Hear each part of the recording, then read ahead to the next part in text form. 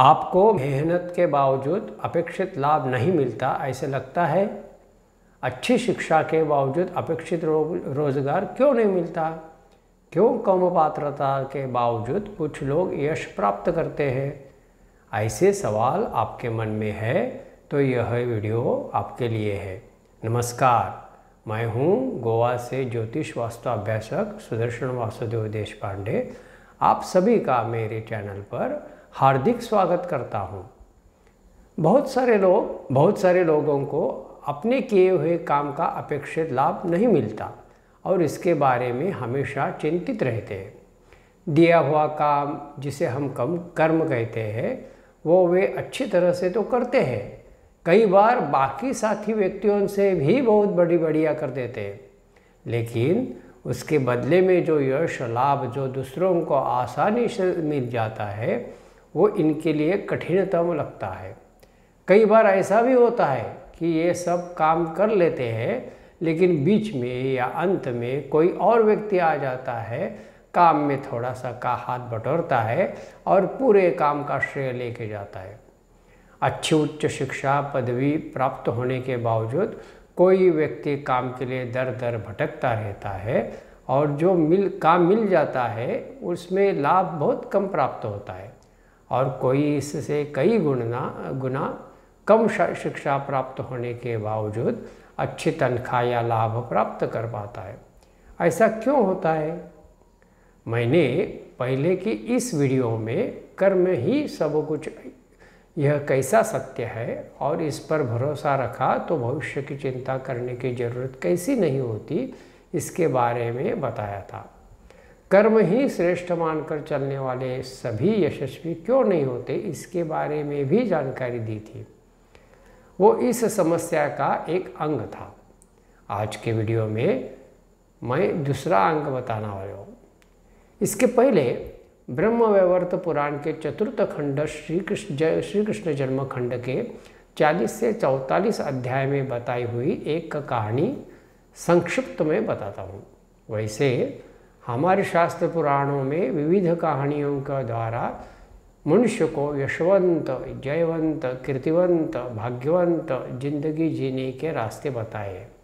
इस कहानी द्वारा हमें समझ में आएगा कि हमें पर्याप्त यश क्यों नहीं प्राप्त होता। कहानी ऐसी है, दक्ष यज्ञ में सती ने देहत्याग करने के बाद उसने हिमालय और उनकी पत्नी मेनका के यहाँ पार्वती नाम से जन्म लिया। बड़ी होने के बाद हिमालय कन्या पार्वती भगवान शिव जी ही मुझे पति रूप में मिले, इस कामना से तपश्चर्या करने लगे। उस तपश्चर्या से प्रसन्न होकर भगवान शंकर वहाँ बालक रूप में आ गए और पार्वती की परीक्षा लेने के बाद प्रसन्न होकर उन्होंने कहा, तुम घर जाओ, तुम्हें भगवान शिव जी पति रूप में मिल जाएंगे। घर जाकर पार्वती ने यह बात अपने माता पिता को बताई, जो स्वयं शिव भक्त थे, और भगवान शिव जी जामात रूप में मिलने वाले हैं यह जानकर बहुत प्रसन्न हुए।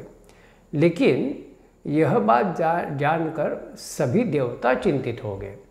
उनकी चिंता यह थी कि यदि शैलराज हिमालय अनन्य भक्ति के साथ अपनी कन्या शिव जी को प्रदान करते हैं, तब तो उस परम पुण्य के कारण उनको तत्काल निर्वाण मुक्ति प्राप्त होगी, और यदि वैसा ही हुआ तो हिमालय जो रत्नों की खान है वो सभी अमूल्य रत्न भांडार पृथ्वी से चला जाएगा और पृथ्वी रिक्त हो जाएगी। हिमालय को निर्वाण मुक्ति ना मिले, इसके लिए सभी देवता अपने गुरु बृहस्पति के पास गए और कहा, पार्वती तो शिव के सिवा दूसरे किसी को पति रूप में स्वीकार नहीं करेगी, लेकिन आप हिमालय के पास जाकर शिव जी की निंदा करोगे तो हिमालय के मन में आशंका पैदा हो जाएगी और अनिच्छा से या शंकित मन से वो शिव जी को अपनी कन्या अर्पण करेंगे। इस शंकित भाव के कारण उनको मुक्ति नहीं मिलेगी और हिमालय पृथ्वी पर ही स्थित रहेगा।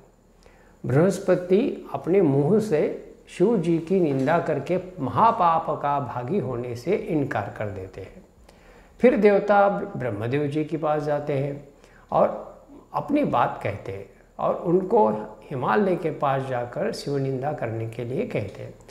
ब्रह्मदेव जी भी न मना करते हैं और कहते हैं पर निंदा विनाशक होती है और अपनी ही निंदा से परम यश की प्राप्ति होती है। इसलिए आप सब शिव जी के पास जाइए और शिव जी को ही स्वयं निंदा करने के लिए हिमालय के पास भेज दीजिए। देवता शिव जी के पास जाते हैं, उनकी बात बहुत प्रसन्नता से शिव जी मान लेते हैं और ब्राह्मण रूप में हिमालय के दरबार में जाते हैं। वहाँ अपने ही बारे में उल्टी सीधी निंदात्मक बातें करते हैं और शिव जी के बदले विष्णु को अपनी कन्या देने की सलाह देते हैं। शिव जी की निंदा शब्द सुनकर हिमालय और हिमालय पत्नी मेनका के मन में आशंका निर्माण होती है। बाद में पहले ही योजना के तहत देवता वशिष्ठ और उनकी पत्नी अरुंधति के साथ हिमालय के पास जाते हैं और उनको पत्नी पार्वती का विवाह शिव जी के साथ ही करने के लिए मना लेते हैं। हिमालय पार्वती का विवाह बड़े प्रेम, आनंद और उत्साह के साथ करते हैं। बाद में शिव जी की अति सुंदर स्तुति भी करते हैं, लेकिन उस छोटी सी आशंका के कारण हिमालय भगवान को कन्यादान करने का पूर्ण फल जो निर्वाण मुक्ति, उससे वंचित रह जाता है। इस कहानी का तात्पर्य यह है कि आप कोई भी कर्म करते हो, चाहे वो कोई व्रत, उपवास, देवार्चन हो या घर ऑफिस में कोई भी छोटा मोटा काम हो, उसके बारे में रति भर भी आप अपने मन में आशंका आ जाती है तो उसका पूर्ण अपेक्षित फल आपको नहीं मिलेगा। इस काम से मुझे क्या मिलेगा, कितना मिलेगा, मिलेगा कि नहीं, मैं ही क्यों करूं, ऐसे आशंकित मन से जो कर्म करोगे उस कर्म में आप कितनी भी मेहनत करो, आपको उससे लाभ कण मात्र ही मिलेगा। आशंका है तो वो काम करो ही मत। और जो कर्म करना अनिवार्य है, जैसे परिवार की परवरिश, कार्य क्षेत्र में आपको दी गई जिम्मेदारियाँ आप टाल नहीं सकते, उनको निशंक मन से पूरे दिल से करो। घर में झाड़ू पोछा भी लगाना है तो वो भी पूरे दिल से करो। मुझे ही करना पड़ता है, मैं ही क्यों करूँ, ऐसा घटिया काम मुझे करना पड़ रहा है, ऐसी बातें मन में लाओगे तो झाड़ू पोछा तो करना ही पड़ेगा, लेकिन उसकी दखल घर का कोई भी व्यक्ति नहीं लेगा और आप दुखी रह जाओगे। खाना परोस के परिवार और बुजुर्गों को खिलाना ही है तो बड़े प्यार से परोसो भी और परिवार के हर सदस्य को खिलाओगे तो सभी का आशीर्वाद भी मिलेगा और पुण्य भी मिलेगा। क्योंकि ज्योतिष दृष्टिया बच्चों को प्रसन्न करने से चंद्रमा अनुकूल हो जाता है जो मन का कारक है, और बुजुर्गों को प्रसन्न करने से शनि महाराज अनुकूल हो जाता है जो दुख का कारक है। छात्रावस्था में पढ़ाई तो करनी ही पड़ती है। पढ़ाई करनी है तो पास होने के लिए माँ बाप पीछे पड़ रहे गए, स्कूल में शिक्षकों से डांट ना मिले, परीक्षा में जितना आने वाला है उतना ही पढ़ेंगे, ऐसे विचार करके पढ़ाई करोगे तो आप अच्छे ग्रेड पाएंगे भी, लेकिन उस शिक्षा से अपेक्षित लाभ जो अच्छा रोज़गार, उसके लिए तड़पते ही रहोगे। पढ़ाई के लिए वैसे तो 10-15 साल इच्छा हो ना हो देनी ही है, पढ़ाई को पर्याप्त समय देना ही है, तो जो दे रहे हो पूरे दिल से दोगे तो उसका अपेक्षा से कई गुना ज़्यादा फल मिलेगा। यह बात माता पिता ने अपने बच्चे के मन में भर देनी चाहिए। सभी शास्त्रों में जैसा भाव तैसा फल ऐसा कहा है। आप हर काम जिस भाव से करते हैं उस भावानुरूप आपको उस कर्म का फल मिलेगा। आपके कर्म का जो भी फल मिलेगा उसके लिए आप स्वयं जिम्मेदार हैं, अन्य कोई भी नहीं।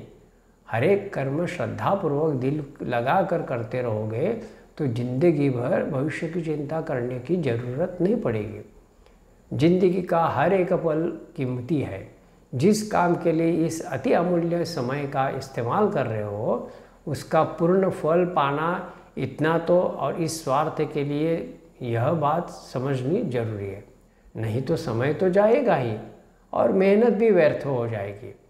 आज बस इतना ही। वीडियो अच्छा लगा तो ज़रूर लाइक शेयर कीजिए। धन्यवाद।